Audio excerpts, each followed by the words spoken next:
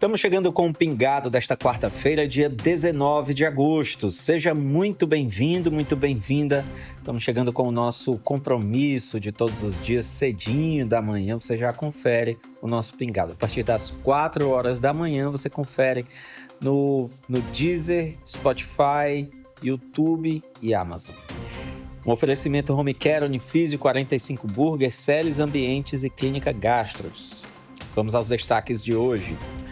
Vereadora Samantha Cavalca deve prestar depoimento à polícia após denúncias de mulheres trans por declarações feitas durante uma sessão da Câmara Municipal. O presidente da Comissão da Diversidade da OAB explica os possíveis desdobramentos jurídicos do caso. Compra de novos ônibus. O debate agora é sobre como a nova frota vai ser administrada. Polícia Civil prende 99 pessoas durante a Operação Cerco Fechado em todo o Piauí. Em Teresina, professor particular é preso sob suspeita de estuprar 3 meninos de 11 anos. E a disputa pelas 2 vagas do Senado no Piauí promete ser uma das mais acirradas desta eleição.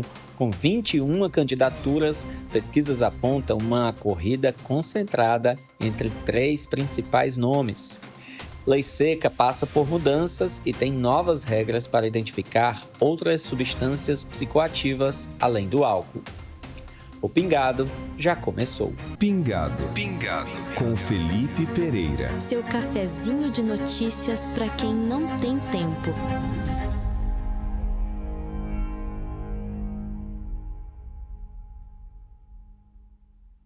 A vereadora Samantha Cavalca deve prestar depoimento à polícia hoje após ser intimada no inquérito que apura denúncias apresentadas por mulheres trans por falas consideradas preconceituosas.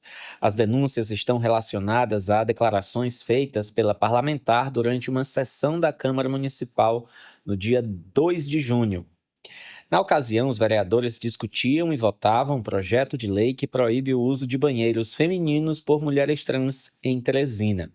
Durante a sessão, Samantha Cavalca utilizou a expressão marmanjos barbados de peruca ao se referir a mulheres trans que acompanhavam a votação no plenário. As declarações motivaram representações e denúncias à polícia pelo crime de transfobia. O caso agora deve avançar com o depoimento da vereadora, que foi intimada para prestar esclarecimentos nesta quarta-feira.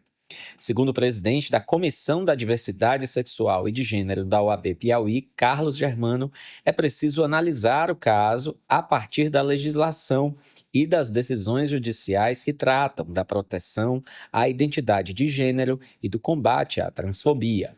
Desde 2019, por decisão do Supremo Tribunal Federal, na ADO 26, ação de inconstitucionalidade por omissão, atos de homofobia e transfobia foram equiparados aos crimes previstos na Lei de Racismo, a Lei 7.716 de 1989. Falas que ridicularizam, desqualificam ou negam a identidade de gênero de mulheres trans, utilizando termos pejorativos ou reduzindo sua existência, extrapolam a liberdade de expressão e figuram, em tese, condutas discriminatórias. Carlos Germano também destaca que o caso pode ter outros desdobramentos além da esfera criminal, como eventuais ações civis com penas de até 3 anos de reclusão. As declarações elas podem se enquadrar no artigo 20 da Lei de Racismo, ao qual eu acabei de mencionar, que pune atos de praticar, induzir ou incitar a discriminação ou preconceito com penas de 1 a 3 anos de reclusão.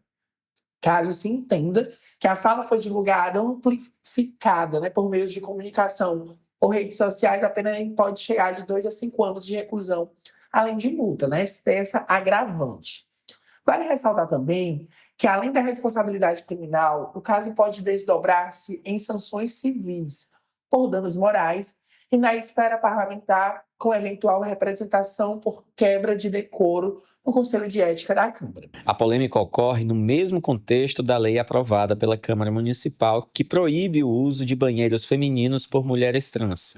A proposta foi aprovada pelos vereadores e posteriormente sancionada, passando a ter força de lei em Teresina. Contra a norma, o Fórum Nacional de Mulheres Trans apresentou uma representação à Justiça e defende que a lei seja declarada inconstitucional. O grupo argumenta que medidas semelhantes aprovadas em outros municípios já foram questionadas ou derrubadas na Justiça. E olha, tem cuidado que vai além do hospital. Home Care da Unifísio foi pensado para quem precisa de atenção contínua, mas quer estar no lugar mais importante de todos, a própria casa. A Unifísio conta com uma equipe multidisciplinar, equipamentos modernos, suporte completo, inclusive com ambulância, garantindo tranquilidade para o paciente e para toda a família. E o melhor, atende todos os planos de saúde. Se você busca um cuidado mais humano, próximo e eficiente, vale a pena conhecer de perto.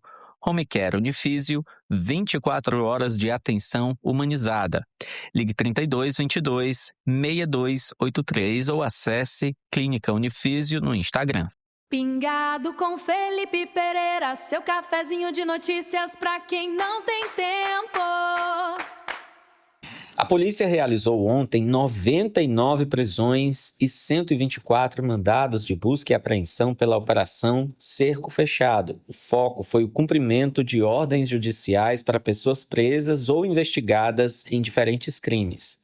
Durante a operação, as forças de segurança também apreenderam 42 aparelhos celulares, 15 armas de fogo e 8 veículos. Também foram apreendidos bens e valores que, somados, chegam a cerca de R$156 mil. Os mandados estão relacionados a investigações sobre crimes como furto, roubo, tráfico de drogas, homicídio, latrocínio, feminicídio, violência doméstica e estupro.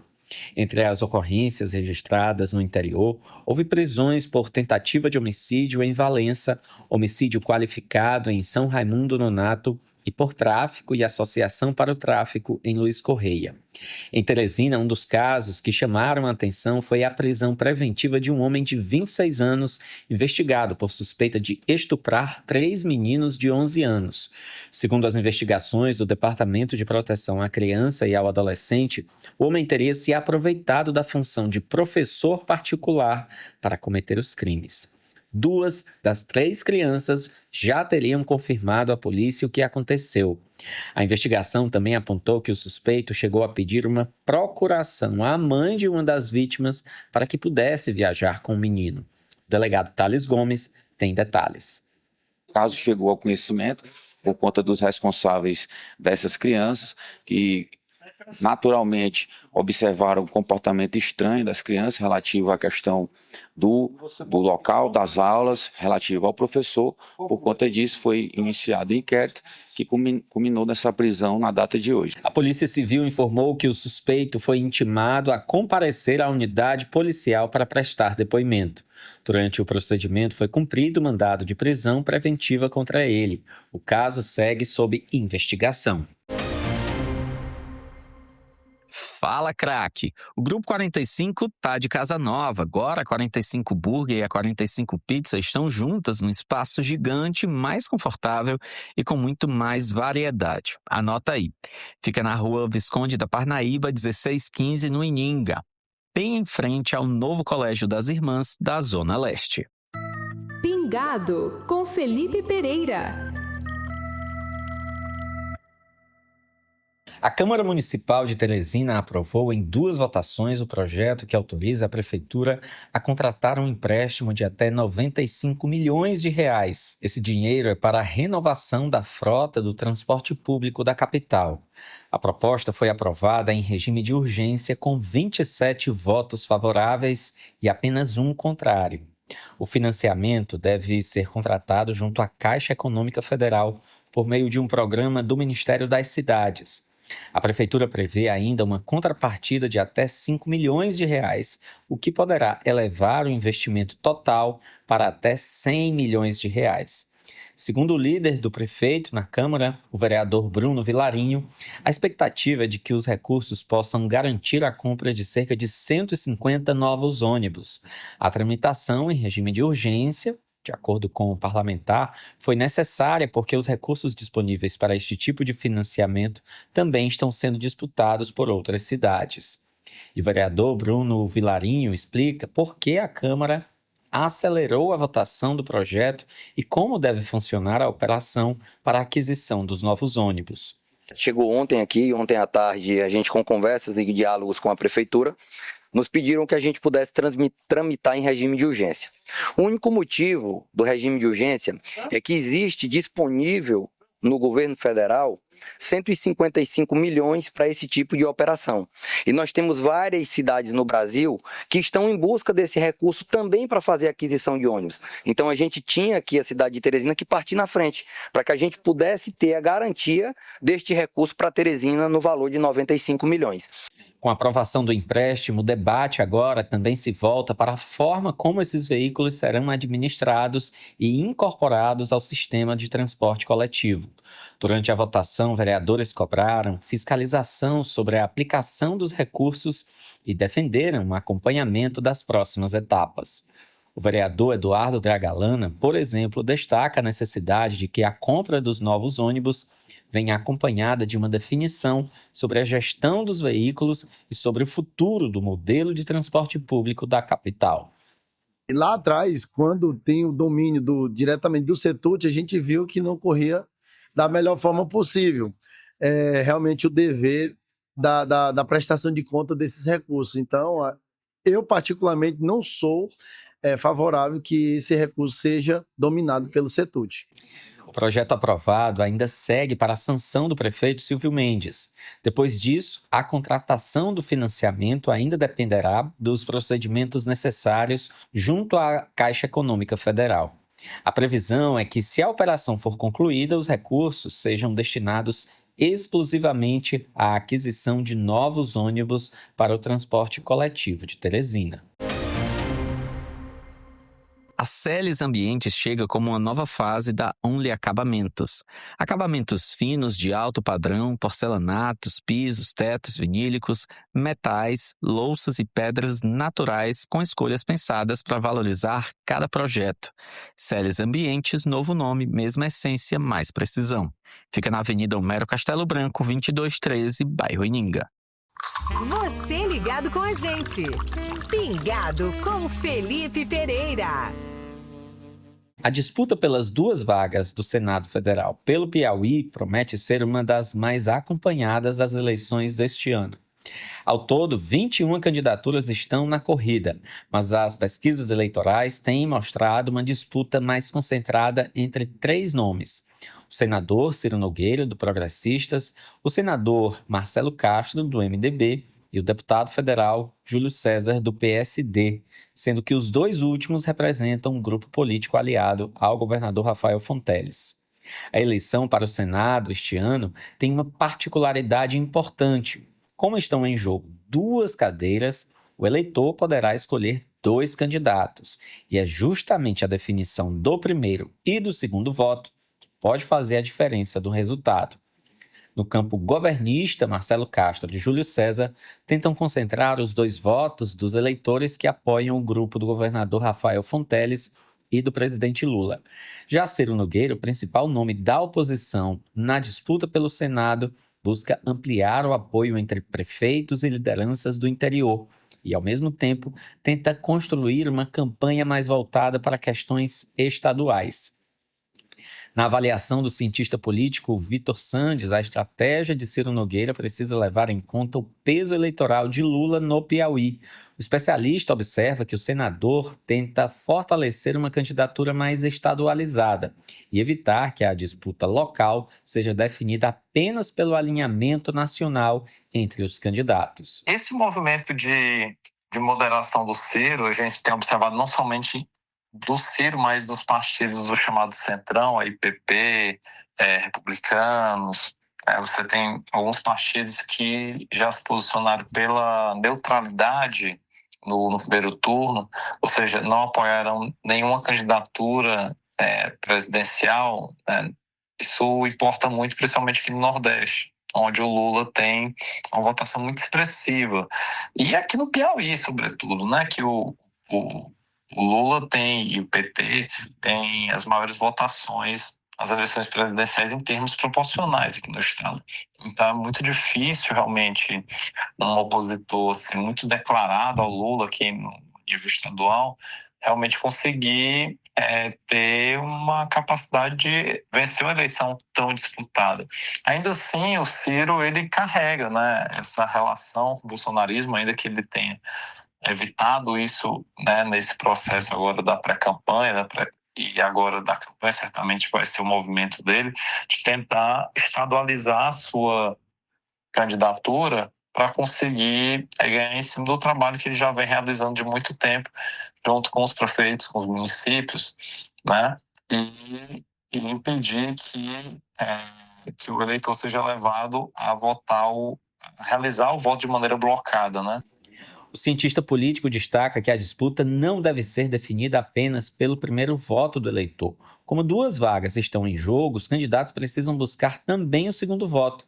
E nesse ponto, as dobradinhas eleitorais e as alianças nos municípios podem ter um peso importante. Outro fator é o número de eleitores que ainda não definiram completamente as 2 escolhas para o Senado. Segundo Vitor Sandes, a atenção do eleitorado costuma estar mais voltada inicialmente para as disputas pela presidência da República e pelo governo do Estado.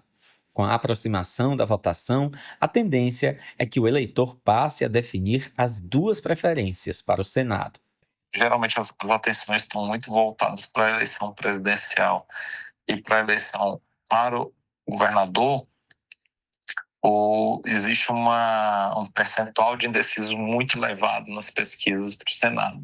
Muitas vezes o eleitor ele deixa para decidir um pouco mais em cima esses votos, sobretudo porque muitos eleitores nem sabem que terão que votar 2 vezes para o Senado. Então, à medida que a eleição vai se aproximando, essa informação vai chegando e o eleitor vai estabelecendo a sua primeira e a sua segunda preferência na eleição para o Senado. Então, num quadro tão acirrado como esse, certamente, principalmente os movimentos finais ali dos últimos 15 dias do período eleitoral, do período da campanha, serão decisivos. E os apoios dos prefeitos, dos municípios, realmente é um ponto importante nesse processo. Quando o assunto é saúde, não basta parecer bom, é preciso ser seguro por dentro. Você sabia que existe uma certificação que avalia tudo o que acontece nos bastidores de uma unidade de saúde? Desde protocolos, fluxos internos, decisões clínicas, tudo para proteger quem mais importa, o paciente. A Clínica Gastros conquistou a Organização Nacional de Acreditação Nível 3, o mais alto padrão de excelência em saúde no Brasil. Isso significa que tem procedimentos seguros, cuidado contínuo e decisões pensadas para reduzir riscos e salvar vidas. Clínica Gastros, cuidado que acolhe, excelência que resolve. Pingado com Felipe Pereira. Pingado. O Conselho Nacional de Trânsito, CONTRAN, aprovou novas regras para os procedimentos de fiscalização da lei seca em todo o país. A mudança atualiza e regulamenta procedimentos, mas, segundo o governo federal, não cria novas infrações. A resolução estabelece critérios para a triagem dos motoristas, a realização dos testes e também para os retestes. Durante a abordagem, os agentes poderão utilizar o pré-teste ou o teste passivo de alcoolemia, mas o resultado dessa primeira verificação sozinho não poderá servir como base para uma autuação.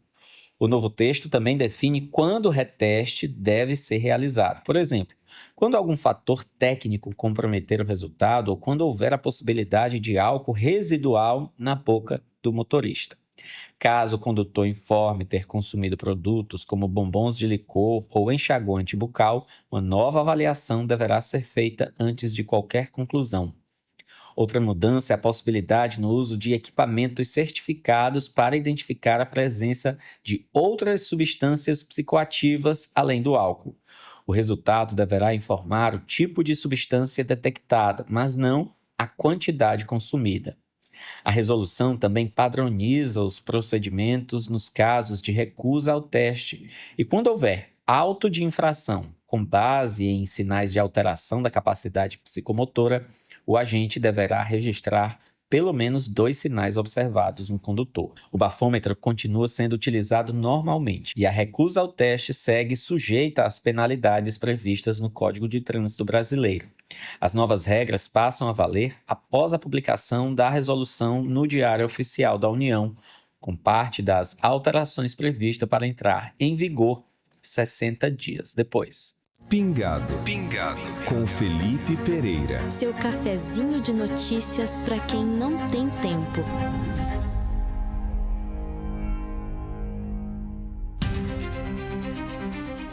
Vamos encerrando nosso Pingado desta quarta-feira. Tenha um ótimo dia e amanhã a gente está de volta. Pingado com Felipe Pereira, o seu cafezinho de notícias para quem não tem tempo.